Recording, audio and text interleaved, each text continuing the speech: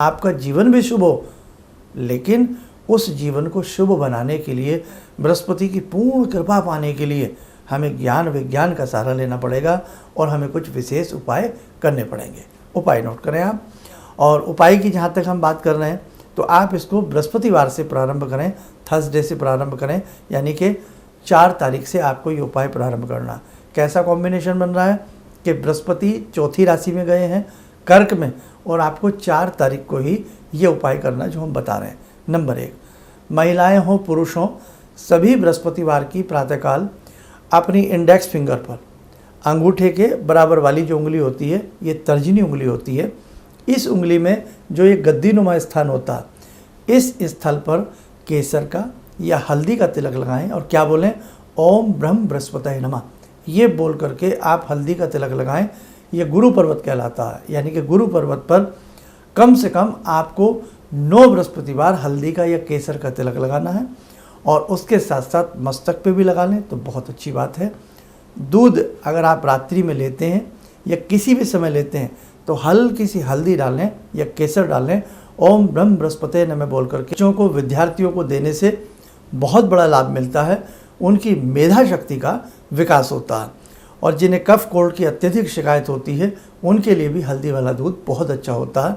और ऊपर से पीला रंग बृहस्पति देव का होता है, पीले रंग की कृपा मिलती है, बृहस्पति देव की कृपा मिलती है। मंत्र पढ़ के डालें, आपको लाभ मिलेगा। और एक और अच्छा उपाय, बृहस्पति की 2 राशियां हैं। कौन कौन सी राशियां हैं? धनु राशि के स्वामी बृहस्पति हैं और मीन राशि के स्वामी भी बृहस्पति हैं। कर्क में आए हैं तो शुभ स्थिति बन गई है, उच्च के हो गए हैं। तो कम से कम 4 रोटी, 9 रोटी या 12 रोटी हल्दी मिला करके या मकई का आटा मिला करके या केसर आदि मिला करके पीले रंग की हमें बृहस्पतिवार के दिन गौ माता जहाँ भी हमें दिखाई दें 2, 4, 5, वहाँ हमें 1, 2, 2 रोटी खिलानी चाहिए। जीवन में बहुत शुभता आएगी। और प्रतिदिन या बृहस्पतिवार के दिन 1 या 3 माला ओम ब्रह्म बृहस्पतये नमः, ओम ब्रह्म बृहस्पतये नमः, इस मंत्र की आप पढ़िए।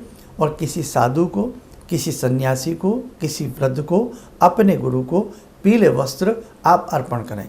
उसमें धोती कुर्ता हो सकता है, पीली शॉल हो सकती है, लोई कंबल हो सकता है। तो इस बार बृहस्पति के उच्च में आने से ये उपाय आप ज़रूर करें। या कोई भी साधु हों, सन्यासी हों, या कोई ऐसे विज्ञ विद्वान पुरुष हों आपके आसपास रहते हों, तो आप ज़रूर दीजिएगा। क्योंकि गुरु की महिमा अपरंपार है और बृहस्पति को गुरु भी कहा जाता है। और गुरु ज्ञान और विज्ञान के स्वामी होते हैं। गुरु बिन ज्ञान नहीं, गुरु बिन गति नहीं। इसलिए एक बार इस सफ़र में, यानी कि 1 नवंबर से पहले पहले किसी भी बृहस्पतिवार में अपने गुरु को पीले वस्त्र देना, लोई कंबल आदि देना, या किसी भी विद्वान को देना अत्यधिक श्रेष्ठ रहेगा। आगे गुरु पूर्णिमा भी आ रही है और आगे आगे कई तिथियां बहुत ही अच्छी आ रही हैं, जैसे सोमवती अमावस्या है। हो सकता है उसके बाद ही आप हमारा कार्यक्रम देख रहे हो, तो बाकी के उपाय बताए गए ज़रूर कीजिएगा।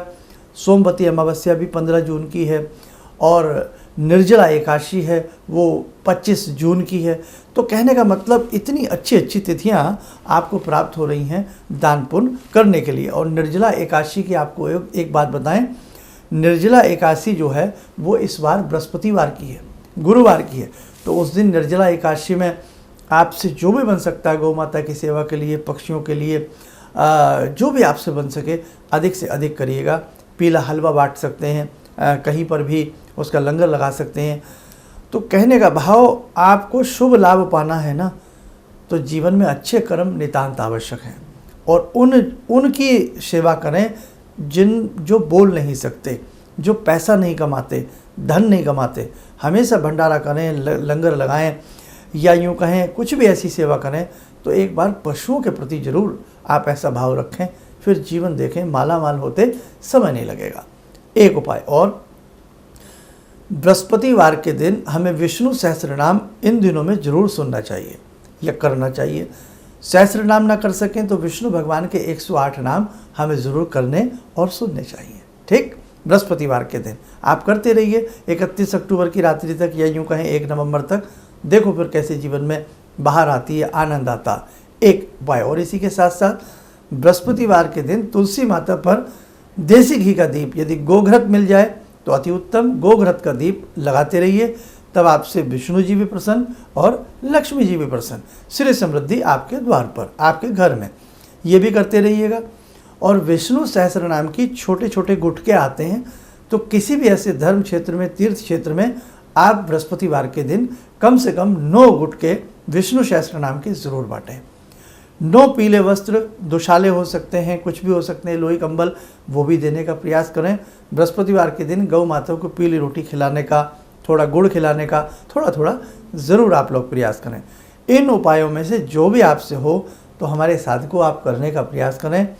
ज़िंदगी की जो गति होती है, भाग्य का जो टाइमिंग होता है, वो ग्रह तो बदलते ही बदलते हैं, लेकिन ग्रहों से पहले जो बदलाव आता है ना, वो हमारे कर्मों के द्वारा आता है। तो ध्यान रखना, कोई आपको अत्यधिक खुश करने का प्रयास करे कि यूँ हो जाएगा, वो हो जाएगा, अत्यधिक प्रसन्न नहीं होना। और कोई आपको डराने का प्रयास करे तो डरना तो बिल्कुल भी नहीं है। क्यों? क्योंकि हमने जैसे कर्म किए हैं बेटा, फल तो मिलेगा वैसा ही।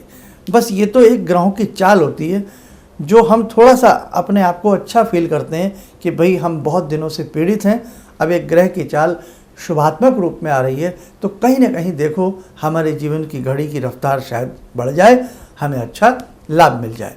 और इसीलिए जब हम आपको उपाय बताते हैं कि ऐसा कर लें, गाय को ऐसा करें, इंडेक्स फिंगर पर गुरु पर्वत पर पीला तिलक लगाएं, विष्णु सहस्त्र नाम का पाठ करें, तो इन उपायों से क्या होता है, ये सब भगवान से जुड़े हुए उपाय होते हैं। और भगवान जब कृपा करते हैं तो ज़िंदगी तो फिर बदल ही जाती है ना। तो आपको जो भी हमने आज कुछ बताया है, इसे करने का प्रयास करें। और बृहस्पति की ये चाल, बृहस्पति का ये गोचर, बृहस्पति का ये राशि परिवर्तन निश्चित तौर से आपके लिए शुभ होगा। फिर चाहे आपकी राशि कोई भी हो, आपका ग्रह कहीं भी कोई बैठा हो, आपका लगन कहीं भी किसी प्रकार से हो।